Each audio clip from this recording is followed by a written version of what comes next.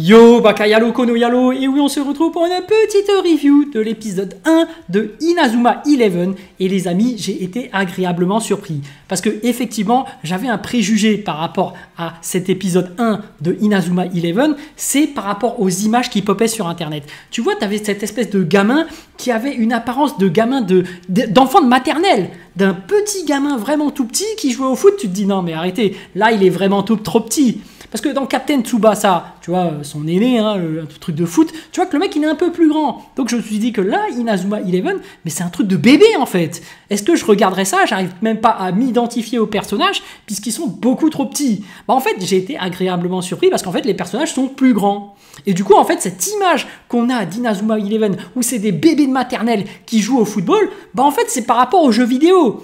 Et en fait, la réalité dans le manga, dans l'animé du moins, eh ben, ils sont plus grands. Donc j'ai été agréablement surpris. Déjà, je fais, mais c'est quoi? C'est bizarre. C'est pas Inazuma 11. Et je regarde encore de nouveau les images sur Internet. Si tu vois vraiment les têtes de bébés là, qui sont là, tu te dis non, mais c'est bon, on va pas regarder des bébés qui jouent au foot.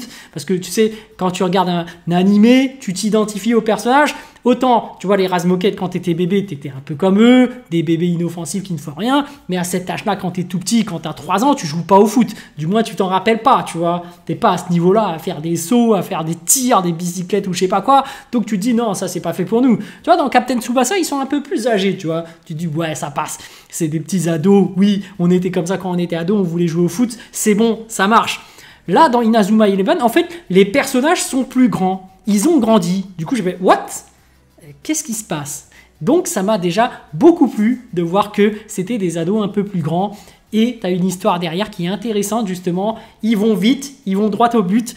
Ils t'ont mis déjà la tension, le drame, l'enjeu par rapport à tout ce qui se passe derrière ça qui va les obliger à jouer au foot et c'est très intéressant. En gros, ils sont sur une île, une petite île où il n'y a pas beaucoup de monde, donc forcément, il n'y a pas beaucoup de budget pour jouer au foot.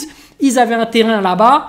Et apparemment, ce terrain-là est sur le point de se faire détruire parce que justement, pour maintenir le budget de l'école ou autre, ils sont obligés de détruire cet endroit pour mettre en place peut-être autre chose, on ne sait pas. Mais en gros, c'est ça le synopsis. Et les gars qui sont là-bas, bah, c'est des passionnés de foot. Donc eux, ils sont là, ils ont envie de continuer à jouer au foot. Donc ils disent, non, détruisez pas le terrain, s'il vous plaît. Et là, on leur donne un challenge, c'est que si vous gagnez au moins un match ou deux dans un grand tournoi international avec d'autres gens dans un championnat, eh ben, on va faire en sorte que les terrains ne sont pas détruits et qu'il y aura toujours cette filière de football qui existera dans cette école. Donc c'est ça le postulat. Le héros, il est acharné, il est passionné, il veut continuer à jouer au foot. Donc il va se battre et il va demander au directeur, est-ce qu'on peut continuer à jouer au foot? On veut participer à ce championnat pour pouvoir gagner un match. Et là je me dis direct, ouais, pour pouvoir participer évidemment, il faut un sponsor parce que tu dois voyager d'endroit en endroit, dans la ville, dans les autres villes du pays pour pouvoir affronter les différentes équipes. Et du coup tu as ce problème de sponsor et d'argent qui est souvent au cœur du problème de la société. Donc on sent que directement dans cette société là-bas, forcément t'es dans une petite île, donc ils sont quand même dans la misère. Mais bon, il n'empêche qu'ils ont quand même détruit le petit stade qu'ils avaient, donc ils pourront pas recevoir à domicile. Mais tu sens que en tant qu'adulte, c'est juste des gamins qui veulent jouer au foot. Donc finalement ils détruisent le terrain, peut-être qu'il y avait autre chose à construire, etc. Mais tu te dis, c'est pas des gamins qui vont te rapporter de l'argent. Parce que toi, derrière, tu gères une école. Et même par rapport au ministère et tout, tu te dis, bon, si le ministère te dit, voilà, le ministre des Sports ou je sais pas quoi, ou tout ce qu'il y a au-dessus, ils te disent, non, mais on ne mise pas sur le sport, mais on va miser sur d'autres infrastructures et tout, t'obéis aux ordres, tu dis, bon, ok, détruisez tout. Et en théorie, c'est pas des gamins qui vont te changer la politique du pays. Du moins de la ville, avec ce petit endroit où il n'y a pas des grandes choses qui s'y passent apparemment. Il n'y a pas d'équipe reconnue. Tu vois, souvent dans les grosses capitales où tu as des équipes comme le PSG et tout ça, des clubs qui ont de l'argent, oui, là tu as du poids, tu as de l'enjeu, tu as de l'argent qui arrive et tout, c'est un business derrière. Là tu es dans une petite île, les gens de là-bas s'en foutent un peu, tu vois, du foot, ils veulent passer une vie paisible là-bas, donc... le postulat de départ me semble déjà très compliqué parce que c'est pas parce que tu gagnes un match ou deux dans un championnat qu'on va garder une filière de foot dans ton école. C'est au plus au ministère de l'éducation d'en décider, tu vois. Mais bref, allez, on va faire une croix dessus, on va dire que le scénario ça passe parce que finalement si on reste niais comme des gamins comme eux là, puisque finalement tu t'identifies aux gamins qui veulent jouer au foot et qui veulent continuer à jouer au foot et qui se disent ouais mais si on arrive à gagner, si on arrive à avoir un sponsor, est-ce qu'on pourra continuer et tout, et ça se tient parce que finalement le directeur de l'école au final il dit ouais on va arrêter tout ça, mais bon si vous arrivez bien à vous démerder, ben si vous trouvez un sponsor on continuera, tu vois. En gros lui il se dit bah oui forcément moi qui gère l'école j'ai pas d'argent à dépenser, mais si vous y arrivez par je sais pas quel moyen à trouver de l'argent, oui, allez-y, continuez, tu vois. Donc les petits s'embarquent alors dans un long voyage pour jouer au foot, et c'est intéressant justement parce qu'ils proviennent d'une île, forcément ils sont peut-être pas aussi entraînés que dans les grandes villes, ils n'ont pas une infrastructure, des salles d'entraînement, etc. En plus c'est des gamins, tu sais, les gamins forcément ça ne joue pas forcément beaucoup au foot à ce niveau-là, sauf les petits jeunes qui sont déjà préparés depuis leur enfance à devenir des grands joueurs. Donc je m'imagine qu'ils vont connaître la misère par rapport aux vrais grands joueurs. Parce que ils le disent, hein, vous dans ce championnat, votre objectif ce sera juste de gagner 1 ou 2 matchs. Et là, le premier match, bah, il démarre déjà, on entre direct dans le feu de l'action. Ils ont recruté un nouveau qui venait de quelqu'un d'ailleurs de Lille. Et tu sens déjà que dans cette île, comme c'est une île paumée, ils sont pas très entraînés au foot. Donc le mec qui est venu chez eux, en fait, un petit gros qui a l'air vraiment nul en plus, en fait lui il est fort.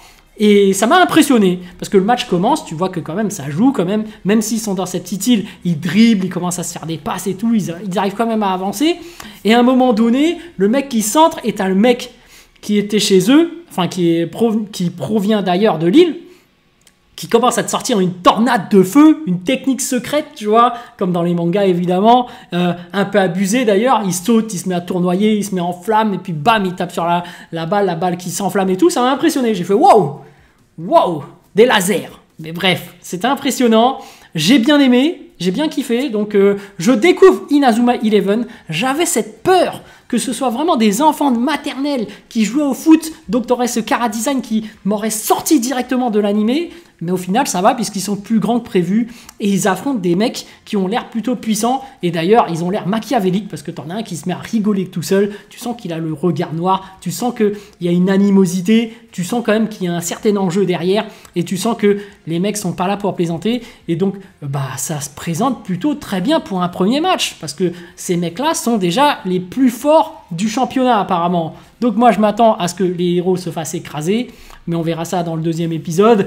Mais voilà, premier épisode super intéressant qui a directement cassé mon préjugé que c'était des bébés de maternelle qui allaient jouer. Je suis satisfait, je vais regarder la suite évidemment si j'ai le temps, parce que j'ai tellement d'animés à regarder que voilà. Mais Inazuma Eleven, ça a pas l'air mauvais au final. Donc c'est vrai, je suis parti sur un gros préjugé que c'était des bébés de maternelle.